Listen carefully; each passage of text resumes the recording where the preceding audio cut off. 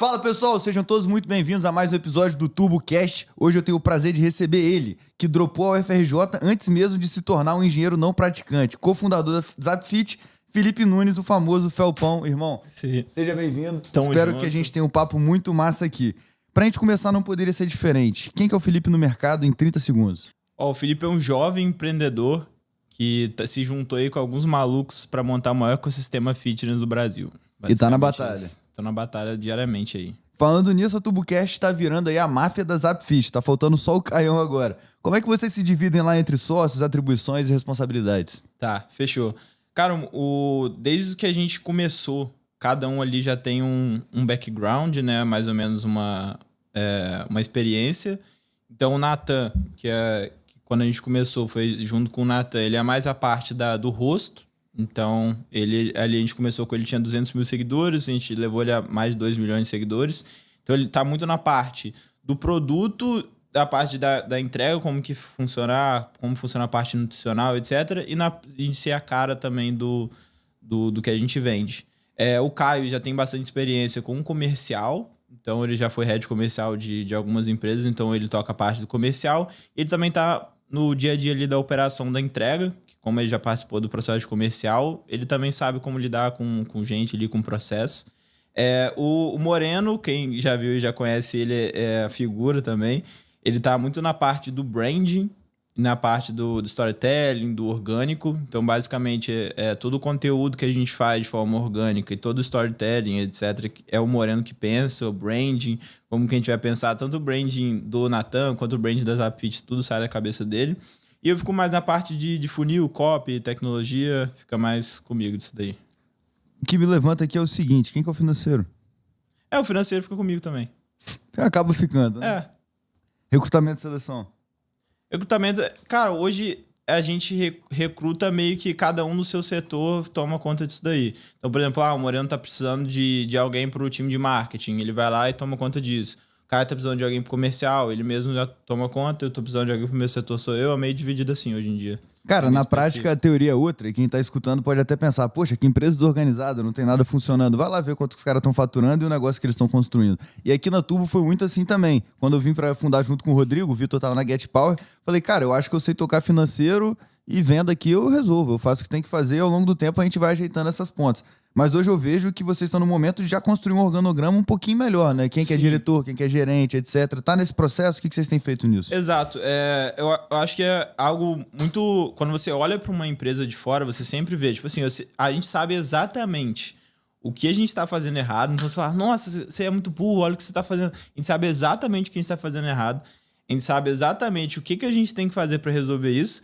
Só que o nível que a gente conseguiu crescer o negócio... Na velocidade que a gente cresceu em 9 meses, eu conheço poucas pessoas que saíram de um negócio do zero em 9 meses para um faturamento de mais de 500, 600 mil reais por mês. Isso com zero experiência de business, que é o nosso background. Então, tanto eu, tanto o Caio, tanto o Moreno quanto o Nathan, a gente já teve um passado, mas nada de um negócio grande, um business com gente. Tipo, hoje a gente já tá mais ou menos com umas 40 pessoas. Então, antes a gente não teve nada próximo disso. Então, é muito fácil falar, isso aqui tá errado, isso aqui tá certo. Mas, cara, isso aí, inclusive, era uma pauta que a gente estava conversando hoje na empresa, que é sobre o roadmap. Então, acho que é muito importante ter desenhado o roadmap, porque às vezes você tá muito no dia a dia ali. O que tem para fazer hoje? O que tá mais pendente? E durante os primeiros 7 meses, eu acredito, foi assim, o que tem para fazer hoje? Como tá o faturamento? Vamos vender? Vamos entregar? E nos últimos 2-3 meses, a gente está com muito foco no estratégico. Então, inclusive hoje, a gente está batendo muito sobre o nosso roadmap. E na nossa rotina da semana, tem 2 vezes por semana que a gente tem que conversar 2 horas só sobre o nosso roadmap. Então, por exemplo, do financeiro. Qual que é o nosso roadmap para o financeiro? Tem um financeiro mais organizado. Tem uma pessoa que faz recrutamento e seleção. Tem uma pessoa que faz mais DRE. Então, tipo assim, no início, eu fazia o financeiro inteiro. Depois eu coloquei uma estagiária que tocava algumas partes. E agora a gente está contratando uma pessoa mais profissional. Então, acho que você entender o que deve ser feito é mais importante do que só sair fazendo as coisas. Então, é o que a gente está buscando hoje em dia. Definitivamente. Tem uma frase que eu gosto muito que é progresso depois ordem. Mas se você fica nesse loop para sempre, você quebra o seu negócio. Porque a empresa, ela nunca... Isso é muito bacana, o pessoal do G4 que fala, tá?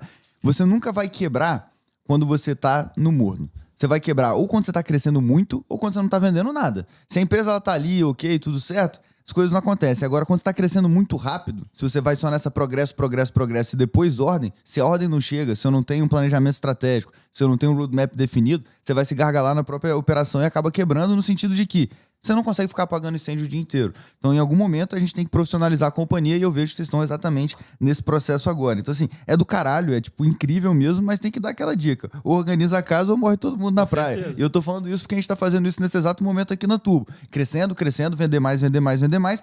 Só que em algum momento, ou você tapa o balde, ou o balde furado também não resolve problema nenhum. Então, assim, é equilibrar vários pratos ao mesmo tempo e é muito bacana ver a humildade que vocês têm de, porra, é isso mesmo, tá errado, vamos resolver. É isso. Porrada. Quais foram os... isso aqui é bacana. Quais são... Isso, eu vou fazer agora, igual o take que o nosso clipador mandou fazer, sem eu ler aqui, tá? Eu sei que vocês gostam da caneta, mas o pessoal tá me remediando aqui. Quais são os maiores desafios que vocês enfrentam na Zapfit hoje? Eu acho que eu vou botar um maior desafio, tá? O maior desafio é entender como equilibrar o faturamento que a gente já tem hoje com o futuro que a gente quer chegar. Então, por exemplo, a gente tem um faturamento X e a gente sabe que se a gente coloca energia no dia a dia para bater um faturamento maior, a gente consegue. Só que ao mesmo tempo, se a gente foca 100% no faturamento do dia a dia, a gente esquece do longo prazo. Então acontece muitas vezes, por exemplo, Moreno, eu preciso do seu foco aqui no dia a dia para fazer as sessões de stories. A gente vai lá, aumenta o nosso faturamento em 10%, só que aí o branding que a gente teria que estar construindo para o longo prazo dá errado, porque a marca não saiu, não fez o rebranding. Então o maior desafio é saber equilibrar o curto e longo prazo para a empresa ela crescer, mas ao mesmo tempo você não acabar comendo muito sua mágica, que é o que acontece com a empresa que cresce muito rápido. Então acho que é isso. Cara, e você falando, eu só lembro de Turbo, porque a gente vive exatamente a mesma coisa.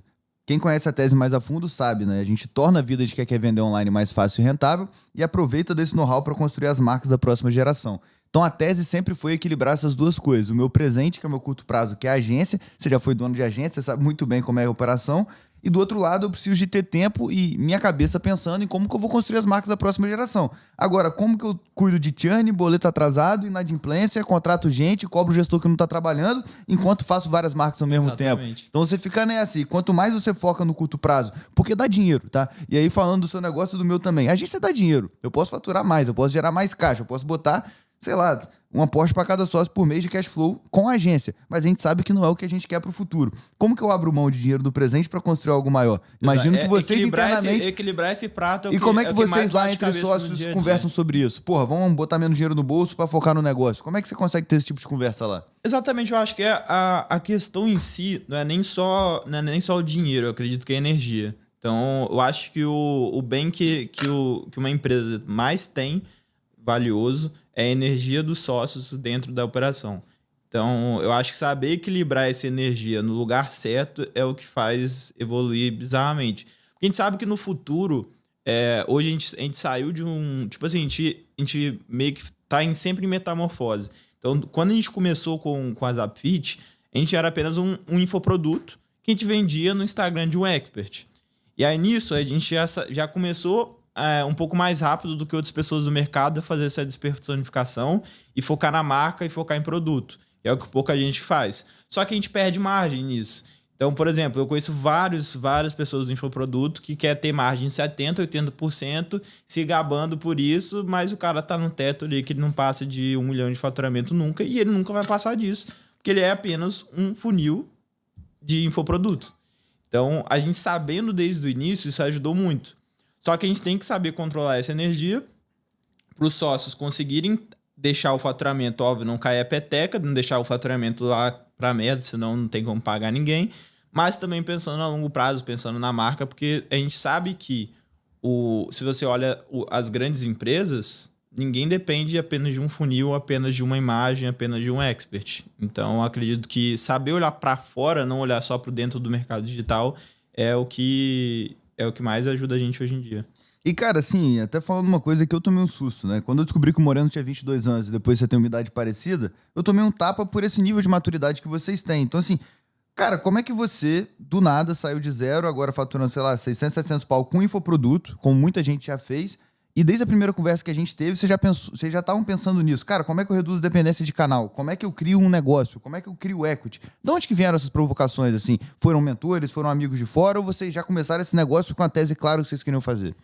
Eu acho que isso foi tanto meu quanto do Rafael, né? Eu falo eu, Rafael, porque a gente começou antes há mais tempo, então a gente é sócio já tem mais de 5 anos que a gente é sócio, o Rafael, depois a gente conheceu o Caio, a gente conheceu o Nathan para formar a Zapfit, mas eu acho que isso sempre esteve na nossa cabeça, a gente sempre, pelo menos falando de mim, né? O Rafael pode falar dele depois. Eu sempre quis construir algo muito grande. Então, eu sempre, quando eu via grandes empresas, eu via grandes negócios, eu via grandes empreendedores, eu me inspirava muito naquilo. Então, sempre foi um sonho meu ser um grande empreendedor. Sempre gostei muito de assistir Shark Tank, sempre, quando outras pessoas ficavam assistindo outras coisas, eu gostava de assistir essas coisas de empreendedorismo. Então, sempre foi meu sonho ser empreendedor desde sempre. Então, eu olhava para essas pessoas, admirava e via o que elas estavam fazendo de certo. Durante esse meio tempo, acabei descobrindo agência de marketing digital, e eu fui onde o caminho foi me levando. Mas o final eu já sabia onde que era que eu queria chegar. Então, desde o início, quando a gente começou a Zapfit, a gente já chegou com essa ideia, desde o dia 1, que a gente não queria apenas ser um projeto de infoproduto que ia faturar ali com expert e acabou. Que a gente queria ser uma empresa, uma marca que ia ser relevante no mercado. Sempre foi a nossa ideia. Caralho. Cara, e esse modelo de vocês de trazer nutricionistas como sócio, né? Eu entendo que, poxa, vai muito dessa ótica de produtor e coprodutor, só que vocês estão levando isso para um outro patamar, realmente trazendo profissionalismo para um mercado que ainda é muito amador, né? Quando a gente olha para o cara que é coprodutor, às vezes o cara faz 3, 4 milhões no mês, mas não faz a puta ideia do que ele tá fazendo. É selvagem, amador total. De onde que veio essa ideia de trazer os caras como sócio e não só revenue share? E como é que vocês operacionalizam isso, cara? Tá, qual que foi a nossa visão quando a gente surgiu? A gente olhou outros modelos de negócio. Então, a gente começou com o Nathan, um sonista, vendendo um produto. Só que aí a gente já, com essa visão de futuro, a gente via que o negócio que dependia da imagem de uma pessoa não ia ter equity. Então, a gente não ia conseguir vender, a gente não ia conseguir ter investimento. A gente, pensando nisso, a gente começou a olhar outras empresas que tinham modelos de negócio parecidos com a nossa e o que elas faziam para poder despersonificar. Então, a gente teve a ideia de influenciador, a gente rodou influenciador, não foi um funil que deu tanto certo pra gente. Pode falar, tem vários motivos que não deram errado, mas o que deu certo foi colocar o nutricionista, que a gente se baseou no modelo da Fluency Academy, que é uma empresa do digital, do Ravi e do Fim, que era uma empresa do digital. Foi exatamente a mesma história, começou um expert, um produto, se tornou uma empresa com várias pessoas divulgando. Então, eles têm, eu acho que 30 e poucos professores hoje. Fatura quanto esse cara hoje? É porrada grande, cara, né? Tipo, tá mais de 100 mil ano. Mais. O valuation foi definido de 1,4 bilhões, o último investimento que eles receberam. Quando foi isso? Foi final do ano passado, se eu não me engano. Caralho. Mas deve estar 20, 30 milhões mês. É bizarro. Bizarro. E aí, nesse mesmo assunto, quais são as vantagens e as desvantagens de ter um nutricionista como sócio? Cara, a principal vantagem, eu acho que é ancorar a autoridade dele. Por quê? Porque, pelo menos hoje, do modelo de negócio que a gente tem, as pessoas compram o nutricionista. Então, tipo assim, ela não quer comprar uma dieta e um treino. Ela compra porque ela acreditou que aquele nutricionista vai mudar a vida dela. O método daquele nutricionista vai mudar a vida dela. Então, por isso que um dos motivos dos influenciadores não terem funcionado é a gente não ter conseguido dar o valor o suficiente para o produto sem a metodologia do nutricionista. Então, acho que é basicamente isso. A principal vantagem é essa. A principal desvantagem é lidar com pessoas. Então, você tem mais sócios e é mais difícil lidar. Os caras, amo aí meus nutris aí, mas os caras são meio bem doidinhos da cabeça, né? E com 1 é fácil, com 3 é mais difícil, com 10 fica um pouco mais complicado. Com 100, então, ferrou. E o caminho é esse. Mas, cara, como é que vocês tocam a parte de tecnologia hoje? É time interno, freela, GPT? Como é que vocês têm feito isso? Tá, desde o início, como a gente falou, a tecnologia sempre foi pra gente algo muito importante. Porque a gente sabe que escalar dietas e treinos personalizados com um monte de nutricionistas fazendo é coisa de doido. Então a gente tem hoje mais ou menos uns 18 estagiários, mais, tipo, juntando estagiário mais profissional. na média, um time de 18 pessoas, que é um time que tem um custo bem caro. Então, a gente sempre soube que para escalar muito, a gente precisava de um negócio que não escalava o custo junto. Então, a gente sempre soube que a IA, que a tecnologia ia ser o ponto principal pra gente. Então, quando a gente começou, a gente montou todo o nosso fluxo de tecnologia dentro do WhatsApp, que é algo que foi muito interessante. Então, é algo que a gente... Principalmente o Natan chegava pra gente e falava, pô, quando a gente lançou o Zapfit, eu quero ter um acompanhamento, mas eu quero que seja um acompanhamento fácil de usar, que o pessoal use. Porque é um dos maiores problemas, que as pessoas assinam produtos de emagrecimento, assinam produtos fitness, e elas não usam. Por quê? Porque, comprei, aí tem que entrar no e-mail, aí tem que ver a senha, aí tem que ver não sei o quê, tem que entrar na plataforma, tem que assistir não sei quantas aulas, e as pessoas não fazem. Você vê dos cursos hoje em dia no Brasil. Quantos por cento das pessoas assistem os cursos? Eu acho que menos de 10%. Então a gente falou... Eu ia falar esse número, mas tem esse dado mesmo. Acho que é 80 e poucos por cento nunca nem abre. Nunca nem abre. Então, sabendo disso, a gente não queria ter um produto merda. Então a gente falou, porra, o que é a coisa mais fácil pro brasileiro usar? O WhatsApp. Todo mundo tem conta no WhatsApp, todo mundo usa o WhatsApp. Então vamos fazer um acompanhamento dentro do WhatsApp. Mas eu não quero mandar um forms. Eu quero que as respostas seja tudo dentro do WhatsApp. Então, desde o início, o primeiro protótipo que a gente fez, a gente não tinha dinheiro para lançar. Então a gente tinha 5 mil reais para startar. Só que eu falei, pô, vou gastar os 5 mil reais com marketing. Quem que vai fazer o MVP? Eu que fiz. Então eu fiz o chatbot, eu programei a parada, ficou acho que uns 30 dias rodando com esse MVP. Só que a gente sabia que a gente não podia ficar com aquilo para sempre. Então a gente pensou, quem que a gente conhece que consegue fazer essa parada rodar? E o Caio conhecia o Corumbá, que era um programador maluco do IME, que tinha passado em primeiro lugar, sei lá, passado no campeonato de robótico, que era absurdo. A gente sentou com o Corumbá, falou, Corumbá, isso aqui, a gente não tem dinheiro, mas a gente sabe que isso aqui vai ser foda. E o cara tinha bastante gratidão pelo Caio, pela história que eles têm junto. E ele foi lá e falou, pô, vou fazer a parada pra vocês. Então, desde o início, a gente começou só com o Corumbá, fazendo tudo, assim, literalmente tudo. Então, toda a nossa parte de entrega do produto, conexão com o WhatsApp, automação das planilhas, automação do... Então, tudo é 100% feito pelo Corumbá. Óbvio que ele tem a equipe dele, que ajuda ele a tocar, só que era 100% de forma terceirizada. Só que isso a gente sabe também que é outro ponto que no equity também atrapalha. Só que é de novo aquela questão da balança que a gente volta sempre para isso. A que ponto eu vou conseguir uma pessoa que é tão boa quanto o Corumbá pagando o que eu pago para ele? Nunca. Exatamente. Então, a gente até estava conversando sobre isso recentemente e eu acho que montar um time onde eu consigo um custo baixo, mas que ele consiga tocar e fazer ele comprar a ideia e entrar no projeto junto com a gente ou pagar mais ele, seja o que for, acho que é o essencial pra gente hoje, pra gente montar de forma interna, que é essencial. Se a gente não tiver esse time interno, a gente tá fudido, pra gente conseguir tocar essa tecnologia, mas basicamente foi isso. E aqui volta, galera, acho que pra importância de você manter bons relacionamentos na sua vida e com pessoas inteligentes. Acho que eu vou até reparafrasear esse corte aqui. E aqui, galera, volta o ponto de como é importante você ter boas conexões na sua vida e estar perto de pessoas inteligentes que podem te agregar de alguma maneira. Não sei como é que o Caio conheceu esse Corumbá, pode ter jogado alguma coisa na internet, fazendo algum projeto juntos, mas olhe como manter a relação com ele foi, indispensável para que a Zapfit estivesse aqui hoje operando.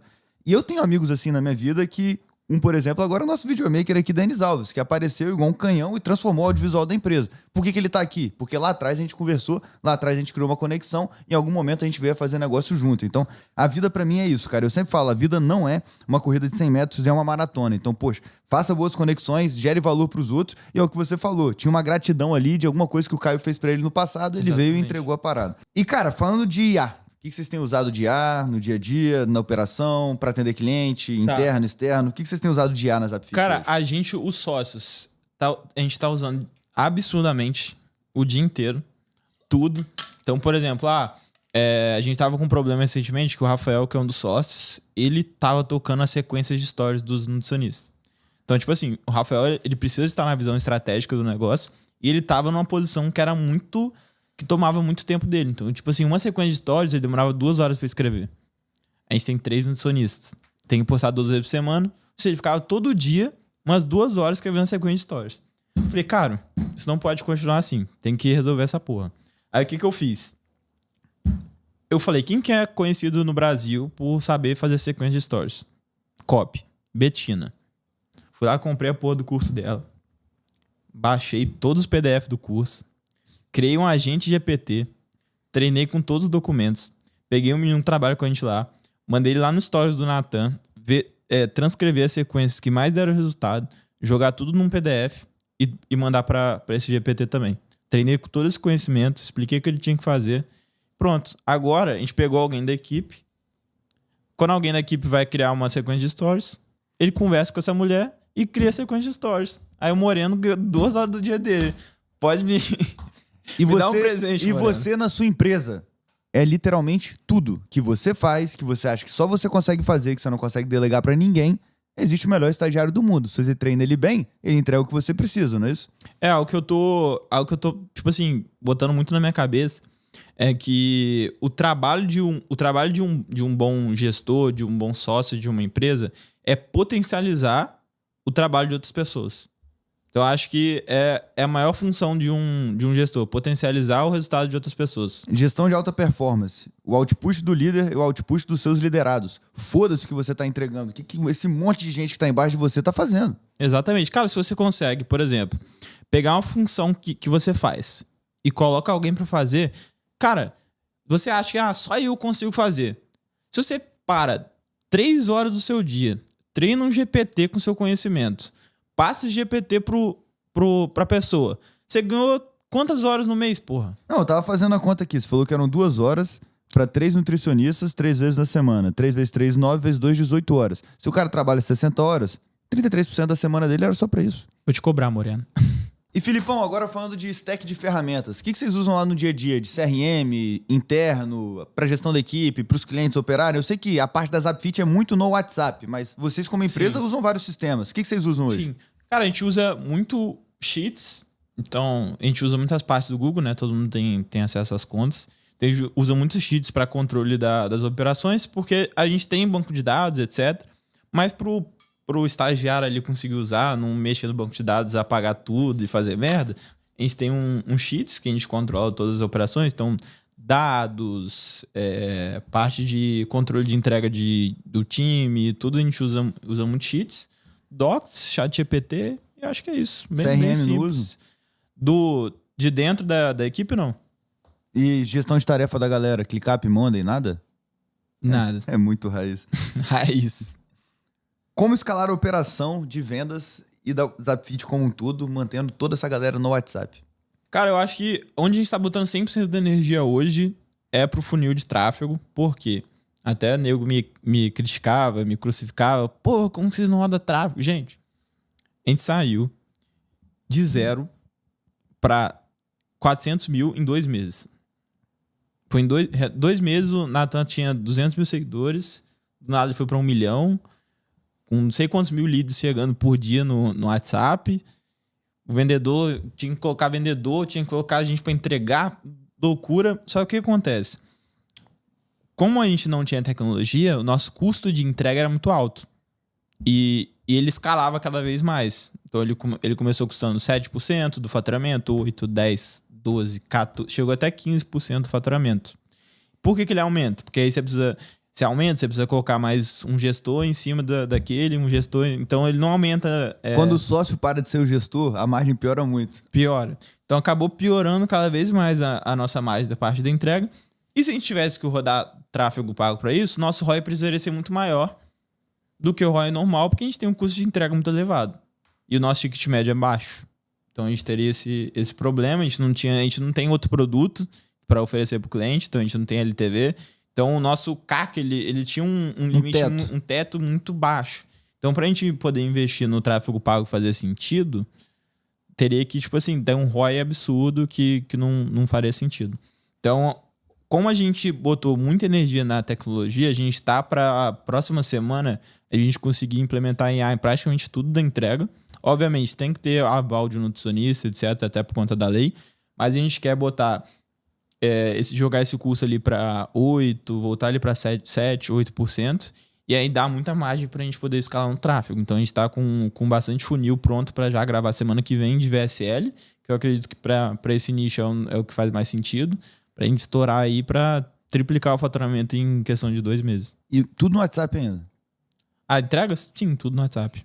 Essa aqui é boa. Como é que eu faço para equilibrar a criatividade, inovação e execução dentro da empresa? Por quê? São sócios que todos pensando no próximo milhão, no próximo produto, no próximo negócio, mas ao mesmo tempo eu tenho que ter a boleta para emitir, a nota para fazer e o cliente para atender. Como é que equilibra isso dentro da empresa? De, porra, tem 1 milhão ali, tem a porrada com a execução do dia a dia que precisa ser feita. Cara, eu acho que tudo é planejamento. Então, planejamento e rotina. Então, a gente até incluiu na semana passada para essa, na nossa rotina, 2 vezes na semana a gente vai ter uma reunião de roadmap. Então, desenhar cada área da empresa. Por exemplo, a área do financeiro. O que está errado no financeiro? O que a gente quer? Então, qual que é a visão pro financeiro? O financeiro tem que ser daqui a 1 ano, ele tem que estar assim. E qual que é o passo a passo para ele estar assim? Quem que é o responsável por aquela tarefa? E até quando tem que estar pronto? Basicamente isso. Como a gente brinca aqui, prazo, responsável e vamos. Tem segredo. Tem segredo. E aí, nisso, eu já emendo uma próxima pergunta. Como é que vocês fazem hoje para tomada de decisão, né? Vocês têm um framework definido, cada um toca a sua própria área de forma arbitrária e vocês só decisões mais importantes levam para conselho. Como é que são as decisões entre sócios para o direcionamento da empresa? Quem manda, quem ouve quem? Como é que vocês fazem isso? Basicamente, cada setor, cada um fica responsável. Então, por exemplo, setor de marketing do Moreno, ele fala. O meu setor, eu dou aval também. O setor do Caio também. Só que a gente tem até o momento, tem uma relação muito boa. Então, basicamente, quando a gente tem... O Moreno, por exemplo, ele tá com um problema muito grande na área dele. Ele fala, pô, tô com essa merda aqui, subi muito o meu custo, coloquei mais gente, não tá dando certo. Não sei... Tipo assim, por exemplo, essa questão que o Moreno tava gastando muito tempo com copy. Falou comigo, falei, pô, deixa eu te ajudar, dou uma mãozinha aqui, pum, resolve. Mas não tem esse negócio de, a pessoa tal toma decisão. Mas, por exemplo, investir em tráfego agora ou mês que vem? Como é que vocês fazem isso? Em conjunto. E aí vocês reúnem uma vez por semana? Porque agora que você falou... 2 vezes por semana. Agora, mas e antes? Antes era na... Cachorrada. Cachorrada. Doideira. Muito raiz. E, cara, como é que vocês fazem para manter uma equipe crescente, motivada? O que vocês fazem no que tange a cultura? Como é que vocês fazem para, de fato, treinar, alinhar e motivar essa galera que trabalha com vocês? Tá. Cara, cultura é algo que a gente também tá bem defasado. Como a gente começou muito na loucura, a gente acabou não montando um processo de onboarding, não montou um processo de treinamento, de, tipo assim, all hands com todo mundo. Então acaba que é mais no dia a dia ali mesmo. A gente tem líderes por setor. Então, basicamente, a gente tem muita gente do setor de entrega, então, que é estagiário, nutricionista, profissional de educação física. E aí a líder do setor, que é a head, ela fica responsável ali por manter o público dela engajado e já era. Aqui vocês não tem um problema, não vai demorar. Falando sério, de tudo que você me falou, isso é o que mais me preocupa. Eu também acho. É o que mais me preocupa. Mas já tem até no roadmap que a gente desenhou, pra gente meio que... Isso foi uma visão que a gente teve, de fazer meio que um evento da Zapfit pra meio que quebrar essa narrativa. Então, tipo assim, tudo que a gente fez até agora, quem já tá lá, não tá com uma cultura top porque a gente não construiu essa cultura. Então, fazer um choque, tipo assim, um evento chamado Zap Day, foi o que a gente pensou, pra fazer um choque de cultura, pra implementar isso, tipo assim, dentro da cabeça de todo mundo de uma vez, e aí desenhar o processo do dia a dia de onboarding, um processo de quinzenal pra ter algo de cultura, pra poder todo mundo ter esse alinhamento. Acho que é isso. É por aí. Filipão, se tivesse 10 mil reais hoje pra começar um negócio sem o Natan, sem nada, o que você faria? Cara, eu começaria alguma prestação de serviço e ignoraria esses 10 mil reais. Isso é meio controverso, mas eu acho que esses 10 mil reais não faria diferença. Então, eu acho que o principal seria prestar algum serviço, principalmente na internet, que é o jeito mais fácil de aprender alguma coisa. E tem muita gente pagando R$1.000 uma landing page aí que você demora, 2 horas para fazer e consegue entregar um monte aí em pouco tempo. Então, teve até um trabalho numa universidade que o professor fez uma pergunta parecida com essa. E, na verdade, foi o trabalho que ele tinha que fazer. Cada grupo tinha que começar, eu acho, com $100, $1.000, não lembro o valor exato. E quem conseguisse mais dinheiro no final de 24 horas até a aula do dia seguinte, ganhava o prêmio. E aí o time que teve maior resultado, eles ignoraram esse dinheiro que eles receberam, pegaram e venderam a oportunidade para uma empresa anunciar durante a apresentação do trabalho que tinha mais de 1.000 alunos na universidade. Então, é pensar fora da caixa. Tipo assim, esses 10 mil aí não vai fazer diferença. Foi irado isso, e é engraçado como a galera que empreende mesmo, todo mundo fala, cara, começa prestando serviço, você vende sua hora por dinheiro, você já sabe alguma coisa, alguém vai pagar. E você não precisa de um custo muito alto para começar, que você vai, tipo assim, vai lançar o custo sou eu, né? Você precisa comprar um produto para você vender, você vai usar o seu conhecimento que você já tem para prestar alguma coisa, custo zero, e ganhar um valor muito bom sobre isso, basicamente. E se o negócio fosse a Zapfit? Se não fosse a Zapfit, se eu fosse começar a Zapfit do Você começou com 5 mil, você tá começando com 10, é 2 vezes mais fácil. É mais fácil. Eu acho que... Sem o Natan. Eu acho que a forma mais fácil é encontrar alguma pessoa que tem muito carisma na internet. Então, encontrar alguma pessoa que tem potencial, não necessariamente ela precisa ter seguidor, mas que se você vê a pessoa, você olha assim, essa pessoa aqui vai estourar. E você investe isso aí, faz um mini lançamento ali, que se o cara for bom, você botar 10 mil reais, vai voltar, não tem como não voltar. Seria 100% na ótica de Good Day, de que vocês fizeram, que pega um cara que tem uma audiência, que é um caminhão de dinheiro, que ele não tá recolhendo nem um centavo, faz uma sociedade com ele e explita o lucro, é isso? Exatamente. E faria isso em qualquer segmento? Depende, se for um segmento viral, acho que isso é muito importante. Não dá pra você querer vender um produto, por exemplo, de B2B, tipo um produto de psicólogo para psicólogos e querer viralizar o cara e querer crescer em cima disso daí. Eu faria no digital também, que é algo que eu tenho know-how, mas eu faria de outra forma, sem usar a viralização.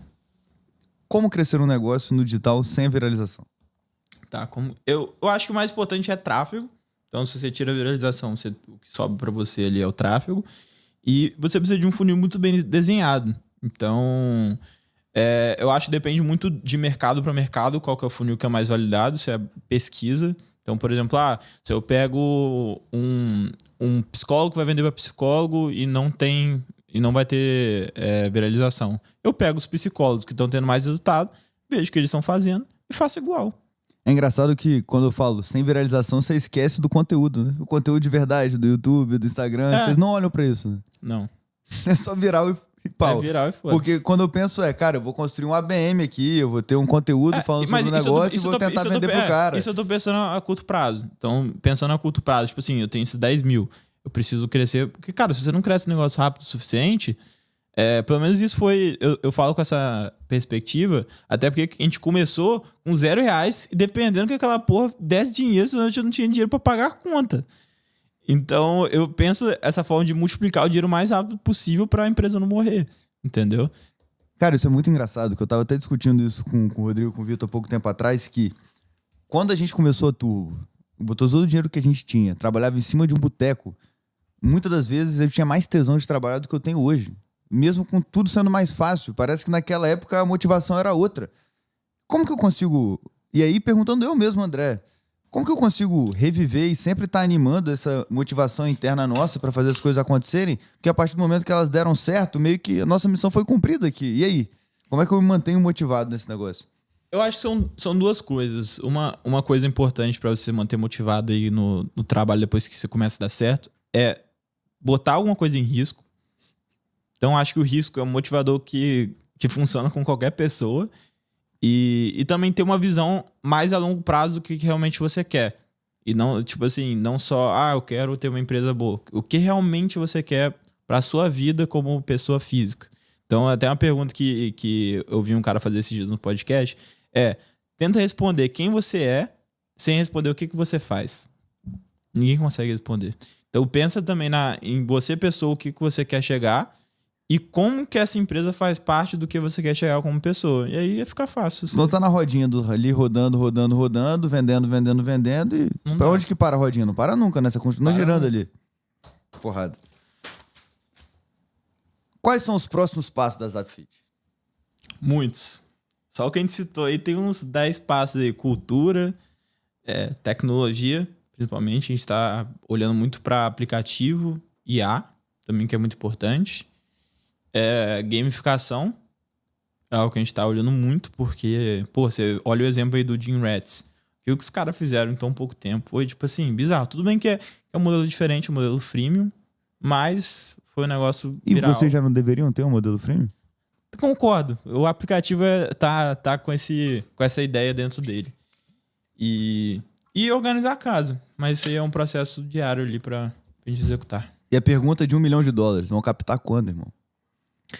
Cara, a gente já montou um roadmap pra captação, porque eu acho que a gente tem, antes de captar, é importante a gente organizar algumas coisas dentro de casa. Então a gente, não dá pra gente querer captar sem ter o financeiro organizado, senão o cara vai rir da nossa cara. Não dá pra gente captar também sem ter um funil rodando de tráfego, porque basicamente o cara vai querer saber, qual que vai ser o CAC que eu vou ter, qual vai ser o meu retorno, se eu botar $1 milhão aqui, onde vocês vão botar esse $1 milhão. Então a gente tá desenhando isso já, para daqui mais ou menos uns 3, 4 meses a gente buscar a primeira captação. Conte com a gente pra isso, e eu acho que vocês estão nesse momento desde a primeira conversa que eu tive com vocês.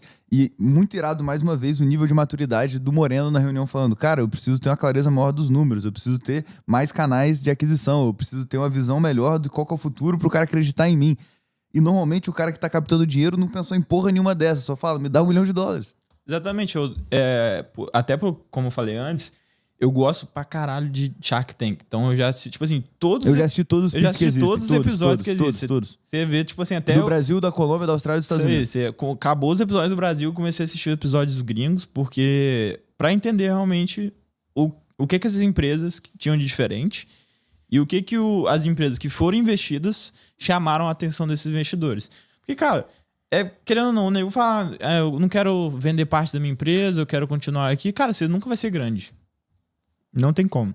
Se você quer crescer rápido e quer crescer antes de ser engolido, você precisa de receber investimento, cara. Não tem o que fazer, não tem pra onde correr. Você não tem dinheiro, você não consegue fazer muito dinheiro a curto prazo, antes de, principalmente, se você tiver um negócio muito bom, de alguém vir e fazer um negócio melhor do que você tá fazendo. Então, aquilo que a gente tava conversando. A gente sabe que a gente faz é muito foda, mas um cara com muito dinheiro, 50 milhões, 100 milhões, ele vai lá e acaba com a gente do dia pra noite. Então, a gente sabe disso, isso é muito importante, e a gente já tá 100% desenhado para poder fazer isso daí e crescer rápido, que é o que toda startup faz, que recebe o primeiro investimento, faz a rodada série C, série B, série A e vai... A vida, ela é curta demais pra gente crescer organicamente, então fica a primeira questão. É óbvio que você conseguiria orgânico, mas... captando anabolizado é muito mais rápido. E quando você tá mexendo em tech, acho que o que você colocou é defesa, sobrevivência. Se eu não capto agora e começo a buildar algo que vai me diferenciar dos outros, a gente tá falando de moat, de vantagem competitiva, fudeu. Então, nesse universo de tecnologia, ou você capta e constrói seu diferencial, ou um chinês vai te tomar, mano. Não tem jeito. Qual a maior cagada que vocês fizeram em 2024? 2024. Eu acredito que foi investir em influenciador sem... ter um bom planejamento antes. Então, tava sobrando muito dinheiro no caixa, né? Tava. A gente fez bastante merda. O que a gente fez na época? A gente olhou e falou, influenciador. Influenciador dá dinheiro, porra. Todo mundo ganha dinheiro com influenciador. A gente já ganha dinheiro com o que a gente faz hoje. Se a gente bota na mão do influenciador, vai vender pra caralho, foda-se. E vão fazer essa porra fazer. Aí o que a gente viu? A gente tinha algumas opções. A gente começou a olhar a gente mesmo contratar influenciadores. Então a gente começou a ver, só que eles estavam cobrando muito, muito caro. Então, muito caro, não fazia sentido. E a gente conheceu um cara muito bom, sério, trabalho muito bom. E ele conseguia todos os influenciadores muito mais baratos do que se a gente fosse atrás. Então a gente fez o teste, a gente foi falar com o influenciador, o cara falava e conseguia, 30% mais barato. Então a gente falou, o cara fazia sentido, porque ele conseguia mais barato. Os influenciadores são bons. Então vai vender. Então a gente só soltou. E a gente, assinou contrato de 3 meses. 40 pau por mês. E aí, 120 mil. Aí depois que a gente foi ver, já tava tudo rodando. Quando a gente foi ver o resultado, deu 80 mil no máximo de faturamento. Se aprende com os danos e não com os anos. Essa é outra frase muito boa. Nunca mais vai contratar influenciador, a não ser que você saiba exatamente por que você está contratando e qual é o resultado que você espera de cada um deles. Por isso que a gente vai fazer o GC, né? O GC é bom também. Filipão, pra gente matar as perguntas finais daquele jeito bate e volta. Quando eu falo sucesso, qual que é a primeira pessoa que vem na sua cabeça? Acho que é Elon Musk. Gosto. Elon Musk, The Machine. Livro que você mais indicou, deu de presente? Tá, esse aqui eu vou puxar um pouquinho, o Moreno vai falar que eu copiei ele depois. Mas também não sou o cara dos livros, já tentei ler alguns livros, não curto. Que eu mais faço hoje em dia assistir, conteúdo gringo, principalmente TED Talk, assistir entrevista com fundador de startup, é o que mais faço hoje em dia. Não tem nenhum livrinho pra falar pra galera. Cara, eu li o que todo mundo já leu, né? Tipo, Segredo da Mente Milionária, Pai Rico, Pai Pobre. Aí, pô, todo mundo já leu essa merda. Te ajudou em alguma coisa? Cara, Trabalhe 4 horas por semana. Armas da persuasão. Como fazer amigo e influenciar a pessoa. é porque eu sou o cara mais prático. Eu gosto muito do conteúdo prático. Então, eu começo a ler o livro, o cara começa a tipo assim, enrolar muito, eu já... não aguento mais, eu vou ver um podcast que eu sou o cara empírico também. Lugar que você ainda não foi, que é muito ir. Acho que tem bastante lugar. Nunca... eu viajei mais pro Brasil. Eu teria interesse em Estados Unidos. Tem que acho. ir, pô. Eu fui a primeira vez ano passado também e, cara, é impressionante. Tem que ir. Pegar o Vale do Silício ali, conhecer um pouquinho. Não fui pra Califórnia, fui pra Flórida porque é meio que um ou outro, né? São dois exatos opostos ali. Filipão, 3 conselhos pro Felipe de 15 anos. Acredite mais em você. Então, eu acho que é muito importante. Porque às vezes você acaba escutando muitas pessoas que estão na sua volta, mas você tem que pensar mais em você, no que você quer. Então, teve alguns erros que eu tive na minha vida, que foi porque eu acabei escutando outras pessoas, querendo deixar as pessoas felizes, e acabei fazendo tipo a faculdade, que eu saí, etc. Estude, então, mesmo que não seja pelo meio tradicional, sempre mantenha estudando, que eu acho que é muito importante. Todo conhecimento que você tem, inglês, conhecimento com tecnologia, eu acho muito importante. E eu acho que eu teria focado um pouco mais em programação também, se eu pudesse. Eu acho que é algo que mesmo você podendo contratar pessoas, você sabendo é sempre interessante. Né? Eu me pego nessa, deveria saber mais. E pra fechar, a frase da semana.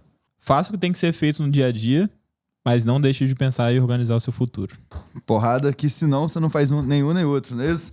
Irmão, brigadão pela presença. Tamo junto. Galera, quem gostou desse podcast, não deixe de se inscrever no canal, deixa o like, deixa aqui nos comentários a próxima pessoa que você quer ver nessa mesa aqui no TurboCast. Tamo junto, bora vender e vamos com tudo.